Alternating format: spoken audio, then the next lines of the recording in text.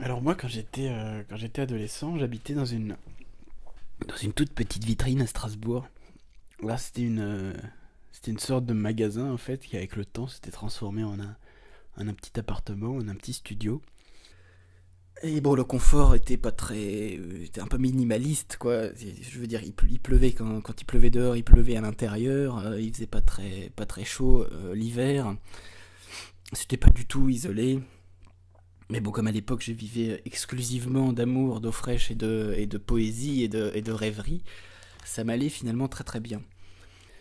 Et du coup, cette vitrine d'anciens magasins donnait sur une petite rue pavée, assez moyenâgeuse dans l'ancien Strasbourg. Il y avait le soir un lampadaire qui éclairait ça, une espèce de lumière jaunâtre. C'était un peu intemporel. C'était déjà esthétiquement chargé, quoi. Et moi, comme j'étais un adolescent plutôt romantique, et que quand on est un adolescent romantique, bah, on s'exprime, j'avais accroché sur la vitrine des quantités de poèmes, de phrases, de citations, d'histoires. Il faut dire que ça marchait plutôt bien, parce que certaines personnes qui passaient me rajoutaient des bouts d'histoire, me collaient des photos, écrivaient au feutre des trucs sur ma vitrine. Et qu'en fin de compte, il y avait comme un échange entre la ville, entre la rue et mon chez moi, entre l'intérieur et l'extérieur.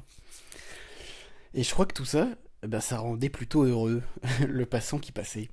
Il y avait une sorte d'interaction joyeuse, quelque chose qui faisait plutôt du bien. Alors, avec le recul, je me dis qu'effectivement, c'est le passant, l'habitant du quartier, le touriste, parce que c'était un ancien quartier, donc il y avait quand même des fois quelques touristes. Et que mine de rien, on a besoin de ce romantisme, on a besoin de ce charme sincère quand on est passant. Autant que moi à l'époque, comme j'étais adolescent, j'avais besoin cette expression sincère. Et donc il y avait partage, quoi, une chouette époque de ma vie.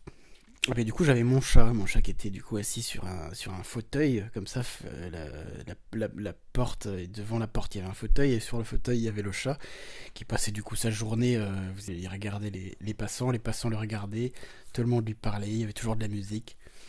Comme les portes étaient ouvertes, d'ailleurs jour et nuit, voire même en mon absence, bah finalement les gens rentraient, les gens passaient leur tête. Il m'arrivait de rentrer chez moi et d'avoir des copains attablés en train de dîner sans avoir été invité. Voilà, c'était la rue Saint-Marc à Strasbourg.